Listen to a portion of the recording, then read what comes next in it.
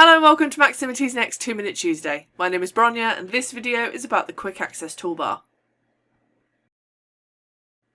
The Quick Access Toolbar is a feature in most Microsoft applications like Word, Excel, PowerPoint and Outlook. Unsurprisingly, the Quick Access Toolbar is a toolbar that allows you to access things quickly. It's typically located in the upper left corner of the window above the ribbon. It also can appear below the ribbon like this. By default, it includes a set of commonly used commands such as save, undo and redo. However, you can customize this to include any other task you'd like. At the end of the Quick Access Toolbar, you'll see an icon which is a horizontal line with a downwards arrow beneath it. Click on this icon to show a drop-down with a list of commands that you can add.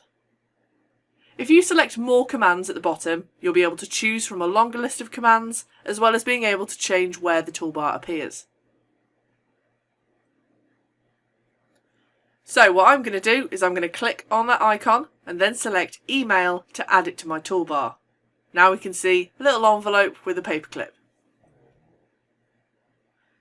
Email is my favourite of the options on the Quick Access Toolbar because when I save a file, I often forget to look at where it's being saved.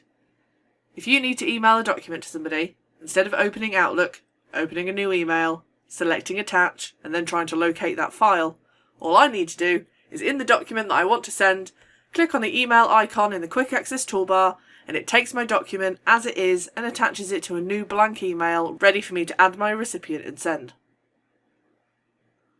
There is another way to add options to your Quick Access Toolbar, and that is to right click on the option in the ribbon and select Add to Quick Access Toolbar. To remove options, right click on them, select Remove from Quick Access Toolbar.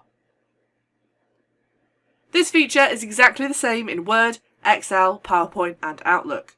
When you add options to your Quick Access Toolbar, they will stay there even after you've closed and reopened the application.